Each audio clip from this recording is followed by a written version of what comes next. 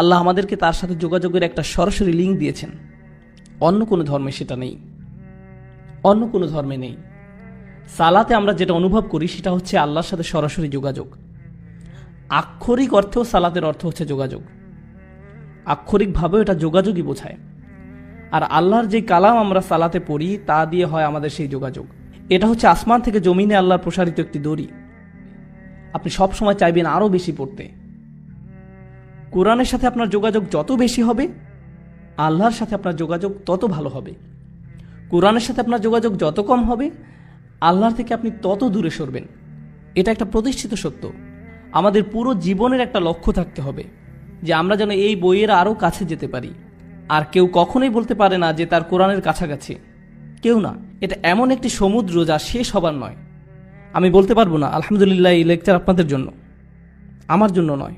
আসলে আগে আমার নিজের জন্যই, তারপরে আপনাদের জন্য বলছি আমি। কারণ আপনি যত গভীরে যাবেন যে আমি তো কিছুই জানি না, আমার আরও দরকার, আরও। এখন আসছে দুয়ার আয়াতটি, সুবহানাল্লাহ। এর প্রত্যেকটি শব্দ, প্রথমে শুরু করি ইদা দিয়ে, ওয়া ইদা সাআলাকা ইবাদি আন্নি, অর্থাৎ ইদা দিয়ে শুরু হয়েছে। ইদা অনুবাদ করা হয় যখন। আরবি এবং ইংলিশ দুইটাতেই একটা পার্থক্য আছে, যখন এবং যদির মাঝে। আমি চাই যে আপনারা যখন এবং যদির পার্থক্যটা বুঝুন। যদি এর আরবি হচ্ছে ইন। আল্লাহ বলেননি যে যদি আমার বান্দা আপনাকে জিজ্ঞেস করে আমার ব্যাপারে, বরং বলেছেন যখন জিজ্ঞেস করে। ধরুন একজন মায়ের কথা যার ছেলে আর্মিতে গেছে এবং সে যুদ্ধও গেছে, অনেক দিন মায়ের সাথে কোনো যোগাযোগ নেই, কোনো কল বা ইমেইল কিছুই না। মায়ের তো অবশ্যই ছেলের কথা মনে পড়বেই। মা কি বলবে, যখন আমার ছেলে আসবে তখন আমি খুশি হব? নাকি বলবে যদি আমার ছেলে আসে আমি খুশি হব?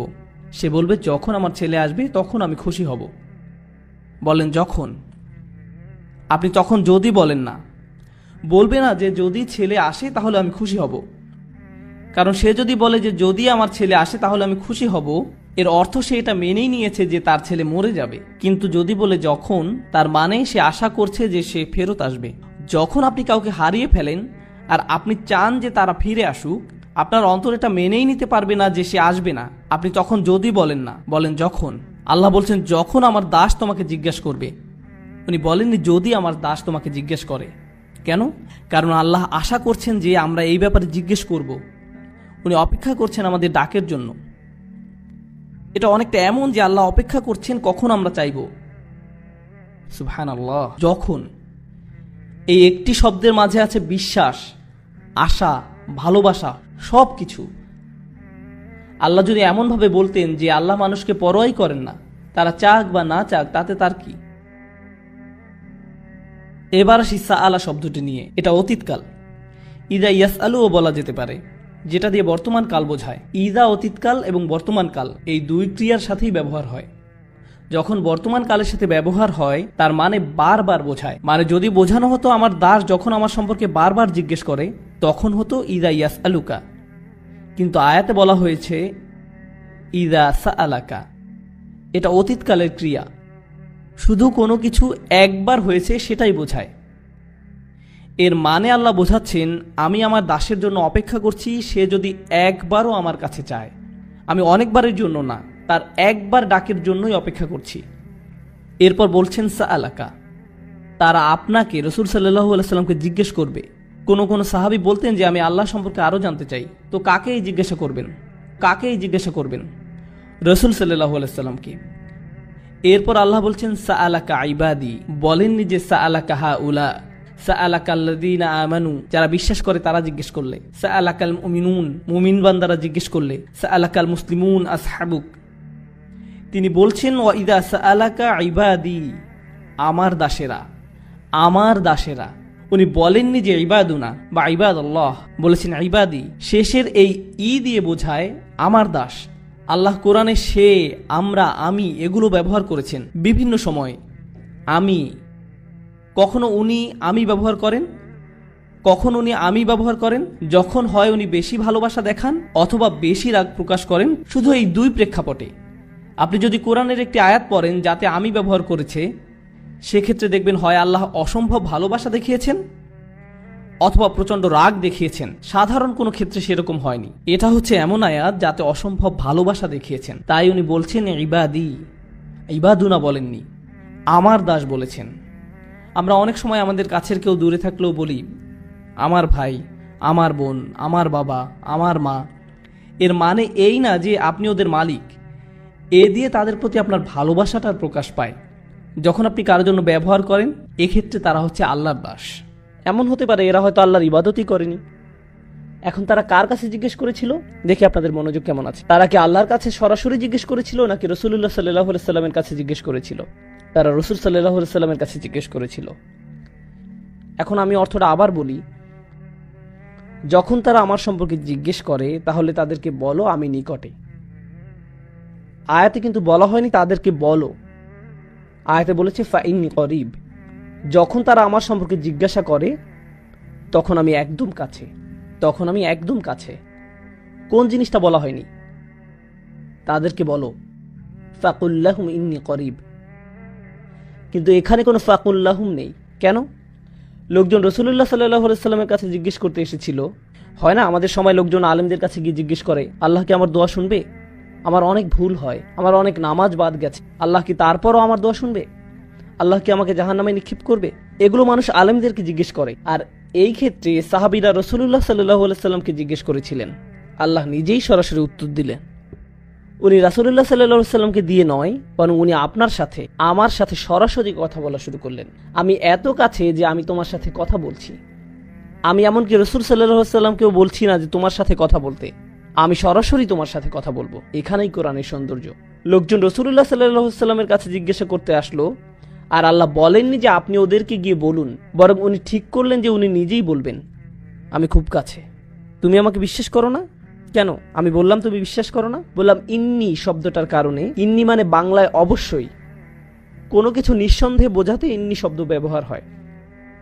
তাই কেউ যদি কোনো ব্যাপারে সন্দেহ পোষণ করে তখন ইন্না ব্যবহার করা হয়। এখানে আল্লাহ বলছেন কখনোই আমি কাছে নেই, এই সন্দেহও করো না। কেন তুমি সন্দেহ করছো যে আমি কাছে নেই? কেন তুমি ভাবছো যে আমি তোমার থেকে দূরে সরে যাব? তুমি আমার থেকে দূরে সরে গেছো, আমি না, তুমি সরেছো। তুমি আমার অবাধ্য হয়েছো, তুমি আমাকে ভালোবাসা বন্ধ করেছো। আমি কখনো তোমাকে ভালোবাসা বন্ধ করিনি। তুমি দূরে সরেছো, আমি সবসময় কাছে ছিলাম। আবার কারিব শব্দটাও, কারিব হচ্ছে ইসমে সিফা, যার অর্থ আমি সব সময় আছি।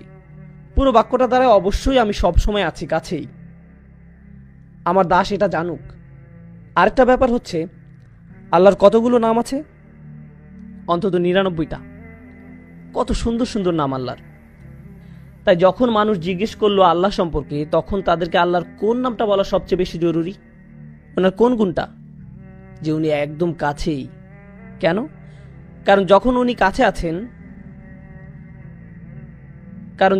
কাছে আছেন আমাদের জন্য ওনার সাথে কথা বলা সহজ হয়। কেউ যখন দূরে থাকে তখন আমরা তার সাথে কথা বলি না, আর কেউ যখন কাছে থাকে আপনি তার সাথে কথা বলতে পারেন। যখন কেউ কাছে থাকে আপনি তাকে সম্মান করেন। বোঝা গেল? আচ্ছা, এখানের কয়জন বাচ্চা স্কুলে আছে? 4 জন। বাকিরা কি করে? আচ্ছা যাই হোক, যদি আপনি স্কুলে থাকেন আর টিচার ক্লাসরুমের বাইরে দিয়ে হেঁটে যায়, তখন কি আপনার আচরণে কোনো পরিবর্তন আসে নাকি আসে না? মিথ্যা বলবেন না, আপনি এখন মসজিদে আছেন। বাইরে গিয়ে মিথ্যা বলুন। না না, আমি জাস্ট মজা করলাম। যখন টিচার আপনার কাছে থাকে আপনার ব্যবহার একরকম হয়। ধরুন আপনি একটা পরীক্ষা দিচ্ছেন, টিচার হেঁটে বেড়াচ্ছে, আপনি কি আপনার পরীক্ষার খাতা একটু ঢেকে ফেলেন না?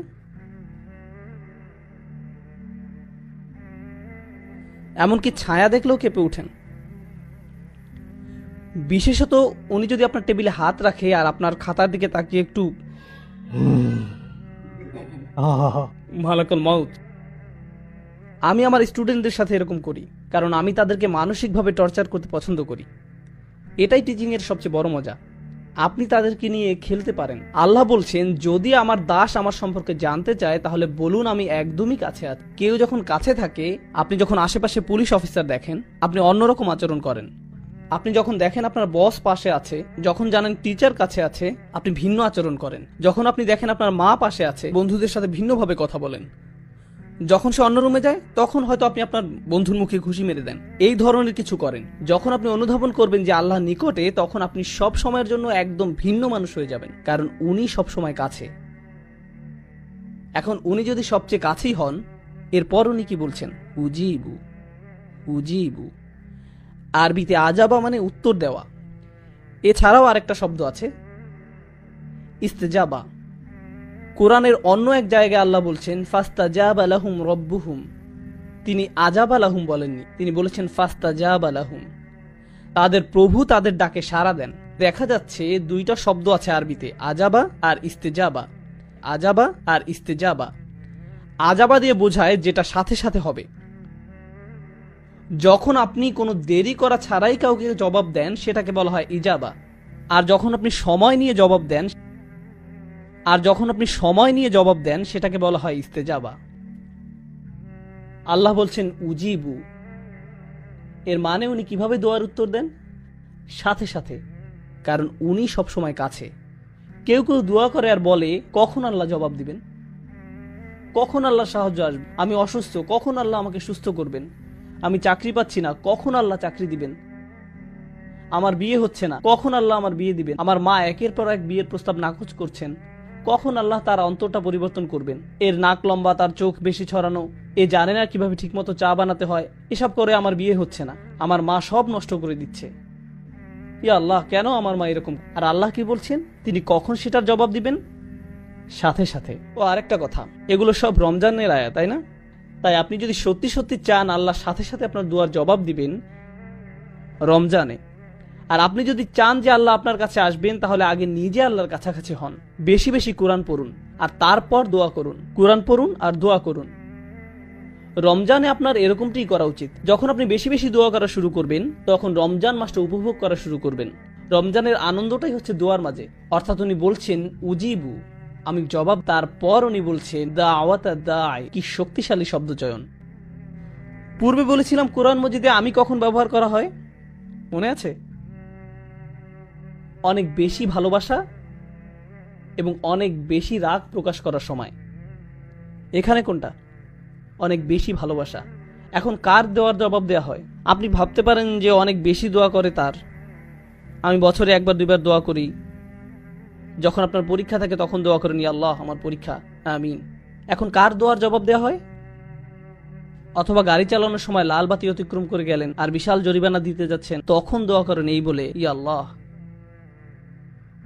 ক্যামেরা এবং লাইসেন্স প্লেটের মাঝে কভার সৃষ্টি করে দাও, আমি যেন অথরিটি থেকে কোনো মেসেজ না পাই, ইয়া আল্লাহ। তখন আপনার আল্লাহকে স্মরণ হয়।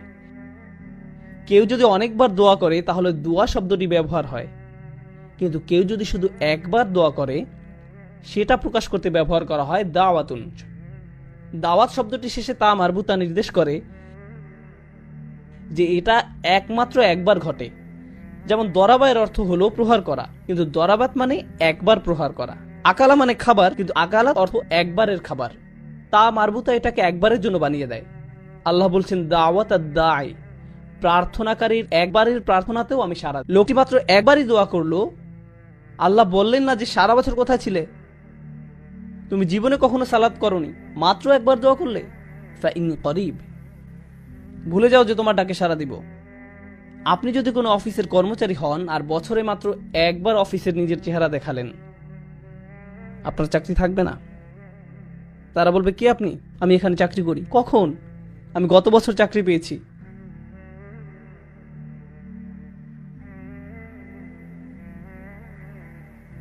বস কি বলবে? হ্যাঁ শিওর, হ্যাঁ এক্ষুনি আপনি শুরু করতে পারেন, আপনার জন্য একটা প্রমোশনের ব্যবস্থা করে দিই। না, এটা হবে না। দাওয়াত শব্দের মাধ্যমে আল্লাহ বলছেন যে জীবনে একবার দোয়া করা ব্যক্তির জন্য তিনি সাড়া দিবেন। নিজেকে এটা বলে বোঝাবেন না যে আমার তো দাড়ি নেই, নিজেকে এটা বলে বোঝাবেন না যে আমার তো দাড়ি নেই, আল্লাহ আমার ডাকে সাড়া দিবেন না। কেবল গোফ রয়েছে, আল্লাহ আমার দোয়া কবুল করবেন না। রমজানে মুভি দেখতে পারবো না, তাই আগে থেকে 3টা মুভি দেখে ফেলেছি, এখন আমি দোয়া করব। আল্লাহ তারপরও সাড়া দিবেন আপনার ডাকে। এটা শুনে আবার কেউ মুভি দেখতে যাবেন না। কখনো মনে করবেন না যে আল্লাহ আপনার দোয়ায় সাড়া দিবেন না। এবার আপনি বলতে পারেন আচ্ছা লোকটি একটি দোয়াই করেছে, কিন্তু হতে পারে যে সে একজন খুব ভালো মানুষ, হতে পারে যে সে একজন সালেহ, একজন মুমিন হতে পারে, তার অনেক তাকওয়া আছে, কিংবা তার ইলম বেশি। এও হতে পারে যে সে তওবা করেছে। উজিবুদ দাওয়াতাদ দাঈ, আমি তার আহ্বানে সাড়া দেই যে তওবা করে। আল্লাহ তা বলেননি, তিনি বলেছেন আমি সেই মানুষটিকে সাড়া দেই, দাওয়া তার একটি দোয়াতেই সাড়া দেই। আর দা, যে ডেকেছে। এই মানুষটির উদাহরণ কিরূপ? সে কি করেছে? সে ডেকেছে। অন্য কথায় আল্লাহ কি তার কাছ থেকে অন্য কোনো গুণ আশা করেছেন? তিনি কি বলেছেন দাওয়াতুল মুসাল্লি, দাওয়াতুল মুত্তাকি, দাওয়াতুল মুমিন? না, তিনি বলেননি যে আপনার তাকওয়া থাকতে হবে, আপনার ঈমান থাকতে হবে, বলেননি আপনার ইলম থাকতে হবে। এই দোয়ায় বলেননি। কেন? কারণ আল্লাহ এখানে সেই সব মানুষের সাথে কথা বলছেন যারা আল্লাহ থেকে বহু দূরে চলে গেছে, এবং তিনি প্রথমেই তাদের বলছেন যে দেখো আমি কাছেই আছি। এরপর তিনি তাদের বলেন দেখো আমি জানি এই একটি দোয়া ছাড়া তোমাদের কাছে এই মুহূর্তে আর কিছুই নেই। ঠিক আছে, দাও আমাকে এই একটি দোয়াই দাও। যদিও তুমি একজন দাঈ, শুধুই একজন আহ্বানকারী, তোমার জন্য আমার কাছে আর কোনো বিবরণ নেই। আমি তোমাকে এখনো পর্যন্ত একজন সালেহ ডাকতে পারি না, মুসলিম ডাকতে পারি না, মুমিন ডাকতে পারি না, আমি তোমাকে কিছুই ডাকতে পারি না। আমি শুধু তোমাকে ডেকেছি একজন দাঈ হিসাবে, একজন আহ্বানকারী। সুবহানাল্লাহ, সেটি কোনো যোগ্যতাই নয়। আরো আগানোর আগে বলে রাখি, আমি বলেছিলাম কখনো একজন বসের 500 জন কর্মচারী থাকে, সে কি তাদের সকলের নাম জানে? না, বিশেষ করে সেই কর্মচারীকে যে তাকে পুরো জীবনে মাত্র একটি ইমেইল করেছে। একটি ইমেইল কিভাবে সে তাকে মনে রাখবে? কর্মচারীটি যদি তাকে টেক্সট মেসেজ পাঠায়, সে জানবে না নাম্বারটি কোথা থেকে এসেছে। আল্লাহ বলেননি উজিবুদ দাওয়াতাদ দাঈন, তিনি বলেছেন উজিবুদ দাওয়াতাদ দাঈ। এই শব্দটির মধ্যে থাকা আলিফ লাম তাকে মারিফা বানিয়ে দেয়, অর্থাৎ যথাযথ এবং নির্দিষ্ট করে দেয়। অন্যভাবে বলা যায়, যে কেউ আল্লাহকে ডাকে, আল্লাহ বলেন না যে কোনো একজন শুধুই ডেকেছে, তিনি বলেন সেই জন আমাকে ডেকেছে, সেই নির্দিষ্ট মানুষটি। আপনি আল্লাহর কাছে নির্দিষ্ট, তিনি আপনাকে বিশেষভাবে ব্যক্তিগতভাবে চিনেন। কোনো ডাক্তার আপনার নাম মনে রাখতে পারবে না যদি তাকে দিনে 100টা রোগী দেখতে হয়। সে এভাবে বলে চেষ্টা করবে, মুহাম্মদ কেমন আছো, চলে এসো। সবাই মুহাম্মদ, অন্তত সম্ভাবনা তো আছে। সে আপনাকে নামে চিনতে পারবে না। আপনি জানেন আমি মানুষের সাথে মিশি, আল্লাহ আমি তাদের সাথে মিশি। তখন আমি বলটা মরেছিলাম, একজন বয়স্ক ব্যক্তি আমার কাছে এলেন, বললেন বেটা কেমন আছো? আমার মনে পড়ে তুমি খুব ছোট ছিলে, তখন মসজিদের ভিতর ছোটাছুটি করতে। আমি তখন মনে মনে ভাবছি, হায় আমি তো টেক্সাসে থেকে, কিন্তু মুখে বললাম জি আমার মনে আছে। আমি কথা চালিয়ে গেলাম। আল্লাহ আজ্জা ওয়া জাল্লা নির্দিষ্ট রূপ পর্যন্ত চিনেন। আপনি হয়তো বলবেন কোম্পানির সিইও কিভাবে আমার নাম জানবে? আমি তো শুধুই একজন নিরাপত্তা কর্মী, তার অবস্থান কত উঁচুতে আর আমি কত নিচু পর্যায়ে। কিভাবে একজন প্রেসিডেন্ট তার দেশের একজন অধিবাসীকে চিনবে? কিভাবে এটি সম্ভব? আপনারা সবাই যদি আমার কাছে এসে নিজেদের নাম বলেন, আমার কি মনে থাকবে? আমি জানি না, সত্যি আমি জানি না। কারো কাছে যদি আমার ফোন নাম্বার থাকে, প্লিজ কেউ ফোন নাম্বার নেবেন না, কিন্তু যদি থেকে থাকে, যদি আমাকে একটা SMS পাঠান আর আমার কাছে নাম্বারটি সেভ করা নেই, আমি কি জানবো এটা কে পাঠিয়েছে? আমি জানবো না কে পাঠিয়েছে। যখন আপনি আল্লাহকে ডাকেন, আল্লাহ বিশেষভাবে আপনাকে জানেন এবং তিনি তৎক্ষণাৎ আপনাকে সাড়া দিতে চান। তিনি আপনার সাথে তখনই নতুন সম্পর্ক শুরু করতে চান। গতকাল যা হয়েছে তা হয়ে গেছে, আজ থেকে শুরু করুন। আপনি আজই মুসলিম হয়ে উঠুন, আজ থেকেই আল্লাহকে ডাকতে থাকুন। উজিবু দাওয়াতাদ দাঈ। এবার যে প্রশ্নটি আপনাদের আগে করেছিলাম, যে সমস্যাটি আপনাদের দিয়েছিলাম, সেটা ছিল যে ধরুন আপনি একজন গুরুত্বপূর্ণ মানুষের সাথে দেখা করতে চান, সেটি কার শিডিউল হবে, আপনার নাকি গুরুত্বপূর্ণ ব্যক্তির? গুরুত্বপূর্ণ ব্যক্তিটির শিক্ষামন্ত্রীর সাথে দেখা করতে চাইলে আপনি তার মন্ত্রণালয়ে হেঁটে গিয়ে তাকে বলবেন না হেই চলুন আপনার সাথে আমার 1 মিনিট কথা আছে। আমি ডিসিতে গিয়ে বলবো না যে ওবামার সাথে আমার পিৎজার স্লাইস খাওয়া প্রয়োজন। আপনি এমনি এমনি প্রেসিডেন্টের কাছে যেতে পারবেন না। আপনি যদি একজন কর্মচারী হন, যেমন কেউ যদি আগে মাইক্রোসফটে কাজ করতো যখন বিল গেটস ছিল, আপনি বলবেন হেই বিল আমার সাথে পিৎজা খাবে? আপনি সেটা করবেন না, আপনার জন্য তার সময় নেই। আল্লাহকে ডাকার ভালো সময় কোনটি? মানুষ বলে কোন সময়টি আল্লাহর কাছে দোয়া করার জন্য উত্তম, মানুষ তাই বলে। আর অবশ্যই আমরা রমজান নিয়ে কথা বলছি। তিনি কি বলেন এই ব্যাপারে? তিনি বলেন উজিবু দাওয়াতা দাঈ ইজা, যে কোনো সময়, যে কোনো সময়, দাআনি যখনই সে ডেকেছে, যখনই তুমি আমাকে ডাকবে তখনই আমি তোমাকে সাড়া দিব। সকালে ডাকো আমি সাড়া দিব, বিকেলে ডাকো আমি সাড়া দিব, ঘুমোতে যাওয়ার আগে ডাকো আমি সাড়া দিব।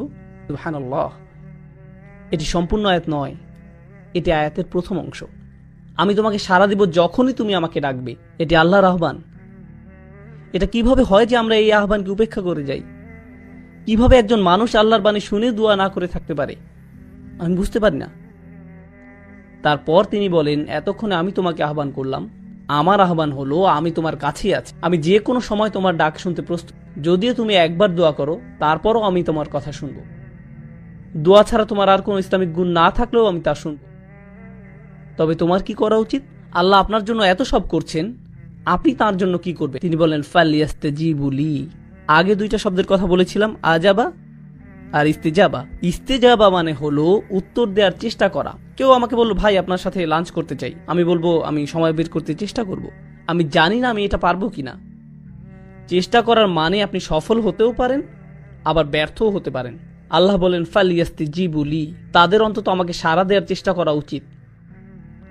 তোমরা আমার কাছে কিছু জিনিস চাইছো, আল্লাহ বলেন তোমরা আমার কাছে ভালো চাকরি চাইছো, স্বাস্থ্য কামনা করছো, তোমাদের সন্তানদের নিরাপদে রাখতে বলছো, তোমাদের বাবা মায়ের জন্য আমার কাছে চাইছো, একটা বাড়ি চাইছো, তোমরা আমার কাছে সব কিছু চাইছো। আমিও তোমাদের কাছে কিছু আশা করছি। আমার চাওয়া বিষয়গুলোর ব্যাপারে তোমরা কি করবে? ফালিয়াস্তাজিবু লি, তাদের উচিত আমার ডাকে সাড়া দেয়া, তাদের উচিত আমাকে সাড়া দেয়া। এখন ব্যাপারটি হলো ফাতিহায়, সূরাতুল ফাতিহা, আমরা আল্লাহর কাছে কি চাই কেউ জানেন? আমরা চাই পথ প্রদর্শন, কিন্তু আল্লাহ আমাদের কাছে কি চান? ইবাদাহ। ইয়াকা নাবুদু ওয়া ইয়াকা নাস্তাইন। নাস্তাইন মানে আমরা সাহায্য চাই, কিন্তু আল্লাহর কাছে কিছু চাইবার আগে আমরা তার জন্য কি করব? আমরা তার জন্য কি করব? ইয়াকা নাবুদ, তিনি আমাদের জন্য কি করবেন? ইস্তিআনা, তিনি আমাদের সাহায্য করবেন। তাহলে আপনি আল্লাহর জন্য কি করবেন সেটা প্রথমে আসা উচিত, আর দ্বিতীয়ত আসবে আপনি নিজের জন্য যা চান। কিন্তু রমজানের এই আয়াতগুলোতে তিনি বলেন আমি তোমাকে সাড়া দিব যখনই তুমি আমাকে ডাকবে। এরপরে তিনি বলেন তোমার উচিত আমাকে সাড়া দেয়া। তিনি বলেননি আমাকে সাড়া দিলে পরে আমি তোমাকে সাড়া দিব। সুবহানাল্লাহ। এমনকি তিনি নিজেকে দ্বিতীয় পজিশনে রেখেছেন, এবং এই আয়াতে প্রথমে রেখেছেন আপনাকে আর আমাকে, তিনি নিজেকে রেখেছেন দ্বিতীয় পজিশনে। ফালিয়াস্তাজিবু লি, তাদের উচিত আমার প্রতি সাড়া দেয়া, খাঁটে ঈমান আনা, আমাকে প্রকৃত রূপে বিশ্বাস করা তাদের উচিত। লাআল্লাহুম ইয়ারশুদুন, যাতে তারা সরল পথে পরিচালিত হতে পারে, তারা যেন নিজেদের বদলে নিতে পারে। সুবহানাল্লাহ। রমজানের এই কিছু আয়াত আপনাকে পরিবর্তন করে দিতে পারে, রমজান সম্পর্কে আপনার দৃষ্টিভঙ্গি সম্পূর্ণ বদলে দিতে পারে। আমরা যদি এই কয়েকটি আয়াতই শুধু অনুধাবন করি, এদের প্রতিফলন ঘটাই, তবে কোরআনের সাথে, দোয়ার সাথে, আল্লাহর সাথে আপনার যে সম্পর্ক তৈরি হবে তা রমজানের পরবর্তীকালীন সময়ের জন্যও সম্পন্ন হয়ে যাবে। এই সকল জিনিস আপনার অন্তরে গেঁথে দিতে হবে। বহু শতাব্দী ধরে পৃথিবী একটি নির্দিষ্ট পন্থায় পরিচালিত হয়েছে। অতীতকালের প্রচলিত কিছু জীবন পদ্ধতি নিয়ে আমি আপনাদের মনোযোগ আকর্ষণ করতে চাই, যা পৃথিবীতে আধিপত্য বিস্তার করেছিল। এটা ছিল খ্রিস্টানদের একটা জীবন পদ্ধতি, কিন্তু অন্য সভ্যতাগুলোতেও এর উপস্থিতি পাওয়া যায়। চাইনিজ সভ্যতা, ভারতীয় সভ্যতা, পারস্য সভ্যতা ইত্যাদি। সমাজকে বিন্যস্ত করার জন্য তাদের নির্দিষ্ট পন্থা ছিল। আমি এখানে খ্রিস্টানদের উদাহরণ দিব। তাদের এরকম ধারণা ছিল যে কিছু মানুষ শাসন করার জন্যই জন্মেছে, কিছু মানুষ রাজকীয় রক্ত নিয়ে জন্মেছে, আর সৃষ্টিকর্তা চান যে এই লোকগুলোই পৃথিবী শাসন করুক। যেহেতু ইতিমধ্যেই তাদের শাসন ক্ষমতা রয়েছে, এর অর্থ সৃষ্টিকর্তা এরকমটাই চান। এটাই সৃষ্টিকর্তার ইচ্ছা। এই শাসকরা হলো বিশেষ মানুষ। কোনো কৃতকর্মের জন্য তারা বিশেষ মর্যাদা সম্পন্ন না, বরং তাদের বিশেষত্ব শুধুমাত্র বংশ পরিচয়ের কারণে। শুধুমাত্র জন্মগ্রহণের মাধ্যমেই তারা বিশেষ। তারা সাধারণ মানুষের চাইতে উত্তম। সামাজিক এই কাঠামোর দ্বিতীয় অংশটি হল, তারা মনে করত যে সমাজের এমন কিছু মানুষ রয়েছে যারা সৃষ্টিকর্তা কর্তৃক বাছাইকৃত। এরা ছিল পবিত্র মানুষ, সাধক, পুরোহিত, গির্জার যাজকগণ। তারাই একমাত্র মানুষ যারা জানে যে সৃষ্টিকর্তা আসলে কে, অন্য কেউ তা বুঝতে পারবে না। এই লোকগুলোই ধর্ম বুঝতে পারে, এই লোকগুলোই সৃষ্টিকর্তার বিধানগুলোকে বুঝতে পারে, আর একমাত্র এই লোকগুলোই সৃষ্টিকর্তার প্রতিনিধি হয়ে কথা বলতে পারে। যদি কেউ তাদের সাথে দ্বিমত পোষণ করে, তাহলে সে কোনো মানুষের সাথে দ্বিমত পোষণ করছে না, বরং স্বয়ং সৃষ্টিকর্তার সাথেই দ্বিমত পোষণ করছে। তো এই দুটি শ্রেণী, একদিকে ছিল রাজকীয় অভিজাত শ্রেণী, আর অন্যদিকে ছিল আধ্যাত্মিক অভিজাত শ্রেণী। আধ্যাত্মিক অভিজাত শ্রেণী আর এই দুটি অভিজাত শ্রেণীর মধ্যে যোগসাজশ ছিল, তাদের মধ্যে অংশীদারিত্বের সম্পর্ক ছিল। ধর্মীয় অভিজাত শ্রেণী তাদের বক্তব্য প্রদান করত এবং মানুষের কাছে প্রচার করত যে রাজার প্রতি অবশ্যই তোমাদেরকে অনুগত হতে হবে, কারণ সৃষ্টিকর্তা এই রাজাকে বাছাই করেছেন। তো তারা বিভিন্ন স্থানে ভ্রমণ করে এটা নিশ্চিত করত যে প্রত্যেকেই যাতে শাসক গোষ্ঠীর প্রতি অনুগত থাকে। আর শাসক গোষ্ঠীও ধর্মযাজকদের কাছে এসে বলতো, আমরা আপনাদের গির্জাগুলোর অর্থায়ন করব, আমরা আপনাদের সুরক্ষা প্রদান করব, আমরা নিশ্চিত করব প্রত্যেকেই যাতে আপনাদের কথা শুনে। কেউ যদি আপনাদের বিরোধিতা করে আমরা তাদেরকে হত্যা করব। এভাবে আমরা আপনাদেরকে রক্ষা করব, আর আপনারা সকলকে বলবেন যাতে তারা আমাদেরকে অনুসরণ করে। এই বন্দোবস্তটি তারা তৈরি করেছিল। এরপর তৃতীয় আরেক শ্রেণীর মানুষ ছিল। তো সেখানে ছিল রাজনৈতিক বা রাজকীয় অভিজাত শ্রেণী, ছিল ধর্মীয় অভিজাত শ্রেণী। এই দুইটি ছাড়াও সেখানে ছিল অর্থনৈতিক অভিজাত শ্রেণী, যাদের কাছে অর্থ ছিল। ধারণাটি এমন ছিল যে সৃষ্টিকর্তা কিছু মানুষকে অন্যদের তুলনায় অধিক সম্পদ দান করেছেন, আর স্পষ্টতই তিনি যদি তাদেরকে সম্পদের আধিক্য প্রদান করেন এর অর্থ তিনি তাদেরকে অন্যদের তুলনায় বেশি ভালোবাসেন। তাই তারাই কর্তৃত্বের দাবিদার, তারাই ভূমির মালিকানার দাবিদার, তারাই সকল অর্থের দাবিদার, আর আমরা রয়েছি তাদের সেবা করার জন্য। এটাই আমাদের অবস্থান। তো আপনি এটাকে তৃত্ববাদ বলতে পারেন। সমাজের জন্য এটা একটা অপবিত্র তৃত্ববাদ। সেখানে ছিল শাসক গোষ্ঠী, সেখানে ছিল ধর্মীয় অভিজাত, আর সেখানে ছিল সম্পদশালী অভিজাত, আর বাকিদেরকে বলা হতো সাধারণ মানুষ। আমরা বাকি সকলে সাধারণ মানুষ, তাই না? আর আমাদের কাজ হলো এই লোকগুলোর অবস্থানকে মেনে নেয়া। আমাদের কাজ হলো সমাজে আমাদের নিজেদের ভূমিকাকেও মেনে নেয়া। এই ভূমিকা নিয়েই আমরা এই পৃথিবীতে এসেছি। এভাবেই আপনি জন্মগ্রহণ করেছেন। এটা ছিল খ্রিস্টানদের সমাজ ব্যবস্থার ধরন। তবে চাইনিজদেরও একই প্রকৃতির নিজস্ব সমাজ ব্যবস্থা ছিল, হিন্দুদেরও সমাজ ব্যবস্থা ছিল, অগ্নিপূজারীদেরও একই প্রকৃতির নিজস্ব সমাজ ব্যবস্থা ছিল, কিন্তু তাদের সকলের কিছু বিষয় ছিল অভিন্ন। এমনকি ফেরাউনের সময়ে গেলেও আপনি একই সূত্র দেখতে পাবেন। ফেরাউন বিশ্বাস করত যে সে সৃষ্টিকর্তা কর্তৃক বাছাইকৃত, তার রক্তে আভিজাত্য রয়েছে। তার একটি যাজক গোষ্ঠী ছিল যারা প্রচার করে বেড়াতো যে তোমাদেরকে ফেরাউনের অনুগত হতে হবে। আর তার ছিল ব্যবসায়ী শ্রেণী যারা সকল শ্রমজীবীদের সেবা গ্রহণ করত। এটাই সমাজের বিন্যাস। এই তিনটি শ্রেণী একে অপরের সহায়ক ছিল, আর এই শ্রেণীগুলোর জন্য আইন সমানভাবে প্রযোজ্য ছিল না। সাধারণ কোনো মানুষ যদি অপরাধ করত তাকে শাস্তি পেতে হতো, কিন্তু এই তিন শ্রেণীর কেউ যদি অপরাধ করত তখন তারা একে অপরকে রক্ষা করত। তারা এই তিন শ্রেণীর মানুষদের জন্য শাস্তি থেকে বাঁচার উপায় বের করত, যেখানে অন্যরা ঠিকই শাস্তি পেত। এটা ছিল তাদের সমাজ ব্যবস্থার অংশ। তারা মানুষের কাছে প্রচার করত যে আইন সবার জন্য সমান, কিন্তু তা অবশ্যই তাদের জন্য প্রযোজ্য না যারা আইনের ঊর্ধ্বে। আর এই তিনটি শ্রেণী আইনের ঊর্ধ্বে। এই বিন্যাসটি এমনকি মক্কাতেও তার নিজস্ব ভঙ্গিতে রাসূল সাল্লাল্লাহু আলাইহি সাল্লামের সময়ে বিদ্যমান ছিল। কুরাইশরা মনে করত যে কাবার তত্ত্বাবধানের জন্য তারা বাছাইকৃত। তারা মক্কার রাজকীয় অভিজাত শ্রেণী। আরবে বিভিন্ন ধর্মীয় শ্রেণীর মানুষ ছিল, ছিল বিভিন্ন প্রতিমা, বিভিন্ন বিশ্বাস, আর সকলেই কুরাইশদেরকে সমীহ করে চলত। সকলেই। কুরাইশদের সাথে ঝামেলা করা যাবে না, তারা সুরক্ষিত সম্প্রদায়। সেজন্যই কুরাইশরা যখন ব্যবসার উদ্দেশ্যে ভ্রমণ করত কেউই তাদেরকে আক্রমণ করত না, কারণ তারা সুরক্ষিত ছিল ধর্মীয় শ্রেণী দ্বারা। আর এমন লোকে ছিল যারা প্রচুর সম্পদের অধিকারী।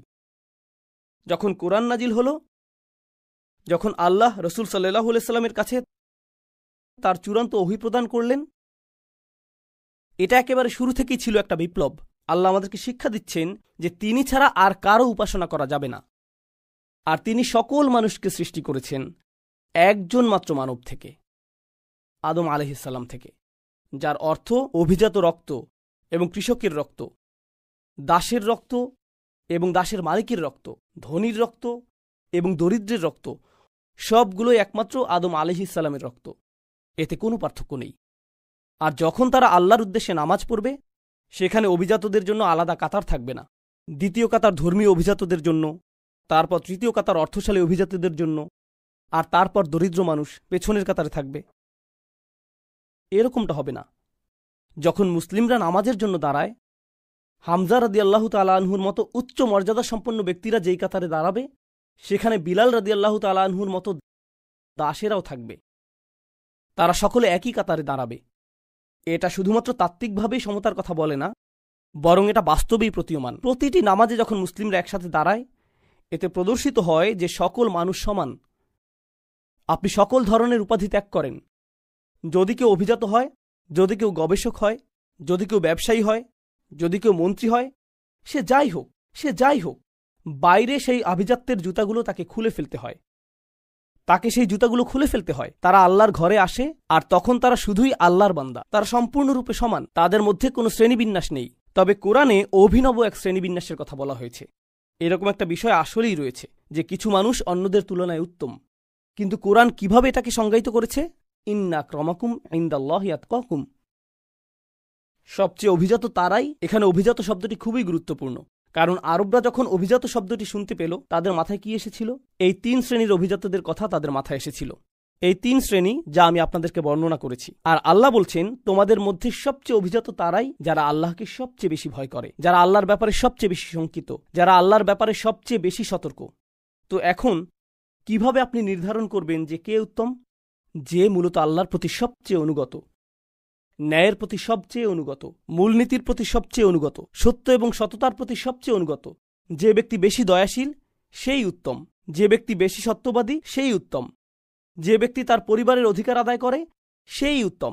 এতে কিছু যায় আসে না যে সেই ব্যক্তি কি মিলিয়নিয়ার নাকি বাস্তুহীন। এতে কিছু যায় আসে না যে সে কোন পরিবার থেকে এসেছে। এটা গুরুত্বপূর্ণ না, কারণ তাকওয়া ভিতরে থাকে, বাইরে না। তো বাইরে তারা কি পরিধান করেছে, বাইরের চামড়ার আবরণ, অর্জন, স্বীকৃতি, এই সকল বাহ্যিক জিনিস এই অর্থে আল্লাহর কাছে অপ্রাসঙ্গিক। এই সব কিছু আল্লাহর কাছে অপ্রাসঙ্গিক। আর অভিজাত লোকদের ব্যাপারে একটা বিষয় আপনারা জানেন, যে তারা সেবক রাখতে পছন্দ করে, তারা নিজেরা নিজেদের কাজ করতে পছন্দ করে না।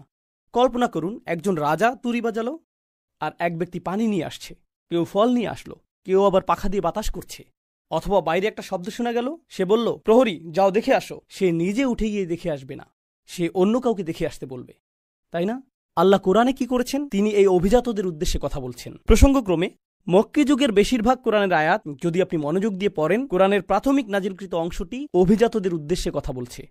তাদের উদ্দেশ্যেই তিনি বলছেন, বিত্তশালীদের উদ্দেশ্যে বলছেন, প্রভাবশালীদের উদ্দেশ্যে বলছেন। যেমন আল্লাহ বিচার দিবসে বলবেন, তোমার নিরাপত্তা রক্ষীদের কি হলো? তোমার নিরাপত্তা রক্ষীদের কি হলো? তোমার সেবকরা কোথায়? তুমি একা কেন? আর বিচার দিবসে তাকে অপমানিত হতে হবে। আল্লাহ বলবেন, যুক ইন্নাকা আনতাল আজিজুল করিম, মা লাকুম মিন দুনিল্লাহি মিন ওয়ালি ওয়ালা নাসির। তাদের কোনো রক্ষাকারী অথবা সাহায্যকারী থাকবে না। যখন রাজা বিপদে পড়ে, সে গির্জার কাছে যায়। যখন গির্জা বিপদে পড়ে, তারা রাজার কাছে যায়। যখন উভয়ই বিপদে পড়ে, তখন তারা যায় বিত্তশালীর কাছে। তারা একে অপরের সহায়তা পায়। বিচার দিবস শুরু হলো, সে বলবে, আমার লোকজন কোথায়? কাকে আমি এখন কল করব? আমার তো কারো কাছে যাওয়ার জায়গা নেই। কোরআন ধ্বংস করেছিল এই শ্রেণীবিন্যাসের স্বীকৃতি। মানবজাতির সকলেই সমান, মানবজাতির সকলেই মর্যাদা পাবার যোগ্য। কেউ নিচু শ্রেণী নিয়ে জন্মায়নি, কেউ কম সম্মানের যোগ্য না কারণ তার অর্থ সীমিত, কেউ বেশি সম্মানের যোগ্য না কারণ তার প্রভাব বেশি। বিষয়টা এরকম না। সম্মান আসে তাকওয়া থেকে। সম্মান সম্পূর্ণ ভিন্ন স্থান থেকে আসে, সম্পূর্ণ ভিন্ন স্থান থেকে। আর এই ধারণাটিকে চমৎকার মনে হয়, কিন্তু এটা একই সাথে বিপজ্জনক ধারণা। এটা আসলেই বিপজ্জনক ধারণা। কারণ আপনি যদি এই ধারণাটি গ্রহণ করেন, তখন আপনি মানুষকে কিছু করতে বলবেন আর তারা সেটাকে প্রশ্নবিদ্ধ করবে না, এমনটা হবে না। কারণ যদি আমি আপনাকে কিছু করতে বলি, সেক্ষেত্রে আমাকে প্রশ্ন করার অধিকার আপনার রয়েছে। আপনি এটা কোথা থেকে পেয়েছেন? আপনার যুক্তি প্রমাণ কি? হাতু বুরহানাকুম ইন কুনতুম সাদিকিন। আপনার যুক্তি প্রমাণ হাজির করুন। কিন্তু আপনি যদি গির্জা অথবা ধর্মীয় অভিজাত সম্প্রদায় হয়ে থাকেন, তখন আপনি আল্লাহর পক্ষ থেকে কথা বলেন। আপনাকে কখনোই প্রশ্ন করা যায় না। কেউ আপনাকে প্রশ্ন করতে পারে না, কারণ আপনাকে প্রশ্ন করা স্বয়ং সৃষ্টিকর্তাকে প্রশ্ন করারই শামিল। প্রশ্ন করলে তো ভাবমূর্তি ধ্বংস হয়ে যাবে। এজন্যই আপনি দেখবেন যে আমাদের ঐতিহ্য, মুসলিম চিন্তাবিদদের ঐতিহ্য অনেক আলাদা। ইহুদি ঐতিহ্য, খ্রিস্টান ঐতিহ্য এবং অন্যান্য ঐতিহ্যের তুলনায় আমাদের চিন্তাবিদদের ঐতিহ্যে, ধরুন একজন চিন্তাবিদ কোরআনের একটি তাফসির রচনা করেছেন, অন্য আরেকজন চিন্তাবিদ কোরআনের অন্য আরেকটি তাফসির রচনা করে প্রথম চিন্তাবিদের মতামতের সাথে দ্বিমত পোষণ করেছেন। তিনি এমনটা লিখেছেন, আর এই কারণে আমি তার সাথে দ্বিমত পোষণ করি। তখন কেউ এটা দেখে এই কথা বলে না যে দেখো এটা তো কুফর, কিভাবে সে এই চিন্তাবিদের সাথে দ্বিমত পোষণ করছে। না, এখানে কেউই যাজক না, এখানে কেউই অতি পবিত্র না। ওনারা সকলেই মানুষ যারা সর্বোচ্চ চেষ্টা করেছেন আল্লাহর বাণীকে উপলব্ধি করার। তারা একে অপরের সাথে মতবিরোধ করতে পারেন, বিতর্ক করতে পারেন। আর এটাই আসলে আমাদের ধর্মের শক্তিমত্তা। ইসলাম আগমনের আগে কৌতূহল জাগ্রতকারী আরেকটা বিষয় ঘটেছিল, আর তা হলো বাইবেল সবার জন্য সহজলভ্য ছিল না। আপনি বাইবেল হাতে নিয়ে পড়া শুরু করতে পারতেন না। আপনাকে যথাযথ কর্তৃপক্ষের কাছে যেতে হতো, তারাই আপনাকে বলবেন যে এটা কি বলছে। তাওরাত এবং বাইবেল গ্রন্থ আকারে মানুষের কাছে ছিল না। তারা কিছু মৌলিক দোয়া এবং প্রার্থনা জানত, কিন্তু লিখিত গ্রন্থটি ছিল গির্জার অধিকারে। লিখিত গ্রন্থটি ইহুদি রাবাইদের অধিকারে ছিল। যখন আল্লাহ আমাদেরকে চূড়ান্ত ওহী প্রদান করলেন, তিনি এটাকে গ্রন্থ আকারে নাজিল করেননি, যাকে গোপন কোনো স্থানে সংরক্ষণ করতে হবে, যাতে বিশেষ কিছু মানুষ শুধু এর নাগাল পায়। কোরআনকে মুখস্থ করা হয়েছিল এবং এটাকে ছড়িয়ে দেয়া হয়েছিল জিহ্বার দ্বারা। যে কোনো কানই এটা শুনতে পারত। এটা সংরক্ষিত কোনো তথ্য না, প্রত্যেকের জন্য এটা অবারিত। আর শুধুমাত্র এটুকুই একটা বিপ্লব ছিল। শিক্ষা প্রত্যেকেরই নাগালের মধ্যে, আল্লাহর বাণী প্রত্যেকেরই নাগালের মধ্যে। প্রত্যেকেরই আল্লাহর বাণী নিয়ে চিন্তা করা উচিত। এরপর তাদের যেতে হবে এমন ব্যক্তিদের কাছে যারা আরও বেশি জানে, এবং শিখতে হবে। এটার অর্থ কি? তাদেরকে হতে হবে অনুসন্ধিৎসু, তাদেরকে হতে হবে চিন্তাশীল, বিশ্বাসী। তারা এজন্য বিশ্বাসী না যে কেউ তাদেরকে বিশ্বাসী হতে বলেছে, তাদেরকে নিজে থেকেই বিশ্বাসী হতে হবে। আলা বাসীরহ। এটা ছিল তাৎপর্যপূর্ণ একটা বিপ্লব। এটা আসলে ইসলামী বিপ্লব। এটা নিয়েই রাসূল সাল্লাল্লাহু আলাইহি ওয়াসাল্লাম এসেছিলেন। আমি এগুলো আপনাদেরকে বলছি কারণ আমরা ইতিহাসের নির্দিষ্ট একটি সময়ে বাস করছি। ১৫০০ বছর হয়ে গিয়েছে রাসূল সাল্লাল্লাহু আলাইহি ওয়াসাল্লামের আগমনের পর। প্রায় ১৫০০ বছর পার হয়ে গিয়েছে। তো এটা দীর্ঘ একটা সময়। তলা আলাইহিমুল আমাদ, এভাবে কোরআন আমাদের পূর্ববর্তীদের বর্ণনা করেছে। তাদের উপর দীর্ঘ সময় পার হয়ে গিয়েছে। সময়ের সাথে সাথে যা ঘটে তা হলো আমরা কিছু জিনিসের কথা ভুলে যাই যা প্রথমে উপস্থিত ছিল। আমরা শুধুমাত্র একটা সংস্কৃতিতে পরিণত হই, ঠিক যেভাবে অন্য সকল ধর্ম সংস্কৃতিতে পরিণত হয়েছে। আমরা মুসলিম পরিবারে জন্মেছি, আমরা মুসলিম সমাজের মাঝে জন্মেছি। সব কিছু ছকবাঁধা নিয়মে চলবে, এতে আমরা অভ্যস্ত হয়ে পড়েছি। আমরা কখনো প্রশ্ন তুলি না, আমরা কখনো অনুসন্ধান করি না। আর আমরা ইসলাম পালন করি কারণ আমাদের পরিবেশ ইসলামিক। দয়া করে মনোযোগ দিয়ে কথাটি শুনুন। আমরা ইসলাম গ্রহণ করেছি কারণ আমরা আমাদের পরিবারে অথবা সমাজে ইসলামিক পরিবেশ পেয়েছি। তো আমাদের ইসলাম ভিতর থেকে আসেনি, এটা এসেছে পরিবেশ থেকে, যা থাকে বাইরে। কিন্তু এখন সময় পরিবর্তিত হয়েছে। যদি আপনি ত্রিনিদাদে বাস করেন, টেক্সাসে বাস করেন, লাহোরে বাস করেন অথবা ঢাকায় বসবাস করেন, কিছু যায় আসে না পৃথিবীর কোথায় আপনি বসবাস করছেন। এখন আপনার পরিবেশ কিন্তু চারপাশের পরিবেশই নয়, এই ডিভাইসের মধ্যেও একটা পরিবেশ রয়েছে, এখানেও একটা পরিবেশ রয়েছে। আপনার সামনে এখন এমনভাবে সবকিছু উন্মুক্ত হয়েছে যা আগে কখনোই হয়নি। মানবজাতির কাছে এর আগে কখনোই এত কিছু উন্মুক্ত হয়নি। তো আপনার পরিবেশ যা আপনাকে নিরাপদ রাখত, আর আপনার বিশ্বাস যা নিয়ে আপনি স্বাচ্ছন্দ্যে থাকতেন, কারণ আপনার চারপাশের সকলে তাই বিশ্বাস করে যা আপনি বিশ্বাস করেন, সেটা এখন আর থাকছে না। সেটা এখন হুমকির সম্মুখীন, সেটা প্রশ্নের সম্মুখীন, সেটা সন্দেহ সংশয়ের সম্মুখীন। এখন আপনার সামনে দুটি রাস্তা খোলা রয়েছে। যদি আপনি ঈমান রক্ষা করতে চান, আপনার ঈমান রক্ষা করার জন্য দুটি রাস্তা খোলা রয়েছে। আমি ইন্টারনেট বন্ধ করে দিব, আমি পৃথিবীর সাথে যোগাযোগ বন্ধ করে দিব, আমি কারোর সাথে কথা বলবো না। আমি শুধু অল্প কিছু মানুষের মাঝে থাকতে চাই যা আমার ঈমানকে রক্ষা করবে। আর সবকিছুই ফিতনা, অন্য সবকিছুই কুফর, অন্য সবকিছুই আমাকে ধ্বংস করে দিবে। প্রসঙ্গক্রমে কয়েকশো বছর আগে গির্জাগুলো মানুষকে বলতো যে জ্ঞান অর্জন করবে না, প্রশ্ন করবে না, অনুসন্ধানী হবে না, কারণ যদি তুমি বাইরের কোনো কিছু শিখো এটা তোমার বিশ্বাসকে ধ্বংস করে দিবে, এটা তোমার বিশ্বাসকে ধ্বংস করে দিবে। গির্জাগুলো মানুষকে এটাই বলতো। সেজন্যই তারা বই পুড়িয়ে ফেলত, কারণ তারা চাইতো না যে মানুষ জ্ঞান অর্জন করুক। কারণ মানুষ যদি জ্ঞান অর্জন করে, তারা খ্রিস্টবাদকে প্রশ্নবিদ্ধ করা শুরু করবে। আমরা এটা হতে দিব না, এটা আমাদের গোটা পদ্ধতিকেই ধ্বংস করে দিবে। তো আমাদের সমাধানও যদি হয় যে আমরা কিছু শিখব না, ঈমান রক্ষার জন্য আমরা লুকিয়ে থাকব, তাহলে আমরা ভুলে যাচ্ছি যে আমরা আসলে কারা। আল্লাহ আমাদেরকে এই ধর্ম এই জন্য দেননি যে আমরা পরিবেশ থেকে লুকিয়ে থাকব। আল্লাহ আমাদেরকে এই ধর্ম দিয়েছেন পরিবেশকে পরিবর্তন করার জন্য। এজন্যই আসলে তিনি এই ধর্ম প্রদান করেছেন। এই ধর্ম ফিতনা থেকে পালিয়ে যায় না, বরং ফিতনাকে নির্মূল করে দেয়। এই ধর্মটির ভূমিকা এটাই। এজন্যই আল্লাহ এটাকে বলেছেন আমাদের পিতা ইব্রাহিম আলাইহিস সালামের মিল্লাত, দিন বা ধর্ম। ইব্রাহিম আলাইহিস সালামের চারপাশ শিরকে পরিপূর্ণ ছিল। আর তিনি প্রতিনিয়ত এটাকে প্রশ্নবিদ্ধ করেছিলেন। তিনি প্রতিনিয়ত প্রশ্ন করেছিলেন আর এটাকে চ্যালেঞ্জ করেছিলেন। আমরা ইব্রাহিম আলাইহিসসালামের ধর্মকে ধারণ করতে পারব না যদি আমাদের অভ্যন্তরে এমন কিছু না থাকে যা আমাদের ঈমানকে পরিচালিত করে। আমার সাথে সাথে শুধু এই বিষয়টি চিন্তা করুন, সেই মানুষেরা যারা সর্বপ্রথম কোরআন শুনেছিল, আমরা এই বিষয়ে সাধারণত চিন্তা করি না যে যখন কোরআন নাজিল হচ্ছিল অধিকাংশ মানুষ যারা কোরআন শ্রবণ করেছে তারা মুসলিম ছিল না। যখন কোরআন প্রথমে নাজিল হচ্ছিল আর রাসূল সাল্লাল্লাহু আলাইহি ওয়াসাল্লাম আয়াত তেলাওয়াত করছিলেন, বেশিরভাগ কান যেগুলোতে কোরআন প্রবেশ করছিল সেগুলো মুসলিমদের কান ছিল না। এর আগে তারা কয়েকশো বছর ধরে অমুসলিম থেকেছে। কোরআনের প্রতিটি আয়াত তাদের সংস্কৃতিকে প্রশ্নবিদ্ধ করেছে, এটা তাদের পরিবার প্রথাকে প্রশ্নবিদ্ধ করেছে, এটা তাদের পরিবেশকে প্রশ্নবিদ্ধ করেছে, এটা তাদের জীবন পদ্ধতিকে প্রশ্নবিদ্ধ করেছে, এটা সব কিছুকে প্রশ্নবিদ্ধ করেছে। কেন তারা পরিবার ত্যাগ করবে, সংস্কৃতি ত্যাগ করবে, স্বাধীনতা ত্যাগ করবে, সব কিছু ত্যাগ করে এই বাণী কেন গ্রহণ করবে? এটা আসলে কি? আল্লাহর বাণীটিতে শক্তিশালী কিছু ব্যাপার রয়েছে। আল্লাহর বাণীতে অতি প্রাকৃতিক অলৌকিক কিছু ব্যাপার রয়েছে। কল্পনা করুন, ইসলামের আগমনের পূর্বে তারা যা ইচ্ছা খেতে পারত, তারা যা খুশি তা করতে পারত, তারা যাকে ইচ্ছা হত্যা করতে পারত, তারা যেভাবে ইচ্ছা সেভাবে ব্যবহার করত, তারা যা ইচ্ছা তাই বলতে পারত। এরপর ইসলাম আসলো এবং সীমাবদ্ধতা আরোপ করল। তারা কি খেতে পারবে, কাকে তারা বিবাহ করতে পারবে, তাদের আচরণ কেমন হবে, কিভাবে তারা ব্যবসা করবে। কেন আমি এই সকল সীমাবদ্ধতা মেনে নিচ্ছি? আমি তো এর আগে স্বাধীন ছিলাম। কেন আমি এর অনুসরণ করছি? এটা অতিরিক্ত কঠোর। প্রসঙ্গক্রমে আপনি এখন মুসলিম তরুণদের কাছ থেকে এই একই রকমের প্রশ্ন শুনবেন। মুসলিমরা বলে ইসলাম অনেক বেশি কঠোর, এটা অনেক বেশি সীমাবদ্ধকারী। আর আমি বলি আপনার এই প্রশ্ন নতুন না।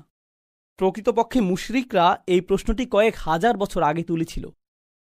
1500 বছর আগে যখন কোরআন প্রথম নাজিল হয়, কেন আমি ধর্মটি গ্রহণ করব যা আমার উপর সীমাবদ্ধতা চাপিয়ে দেয়, যেখানে আমি এটা ছাড়া মুক্ত থাকতে পারি?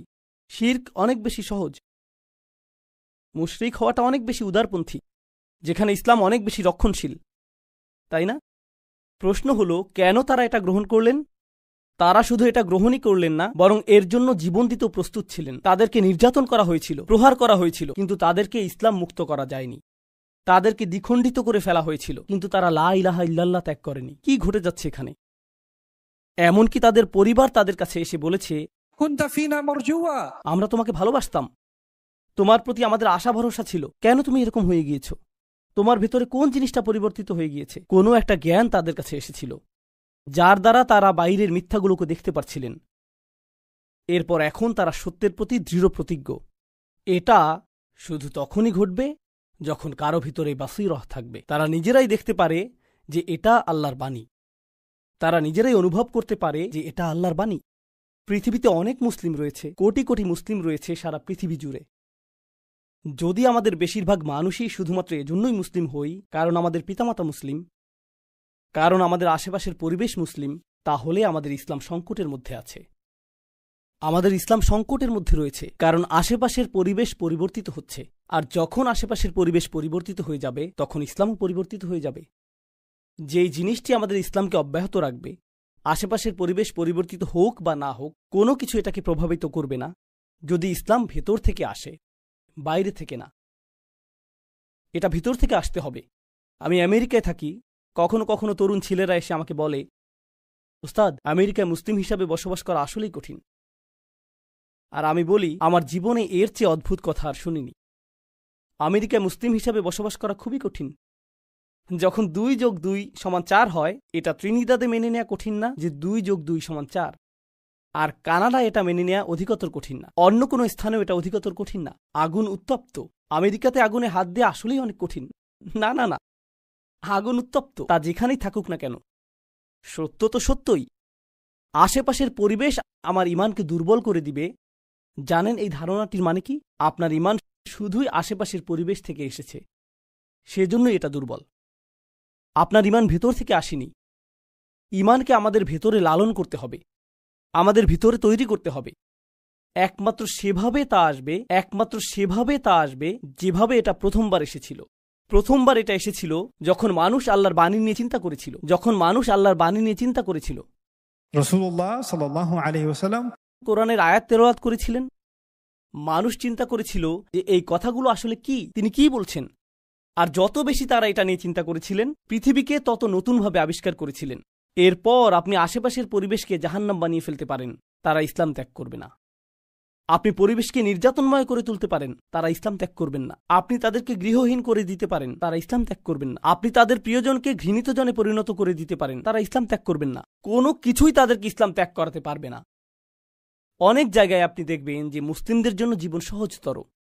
আর প্রসঙ্গক্রমে আমি পৃথিবীর অনেক স্থানে গিয়েছি। যখন আমি মুসলিম সম্প্রদায় দেখি, একটা জিনিস আমি লক্ষ্য করেছি যে যেখানে অধিক বিত্তশালী মুসলিম দেখা যায়, সাধারণত তাদের সন্তানেরা ইসলাম থেকে বেশি দূরে। এটা কি বিপরীতধর্মী না?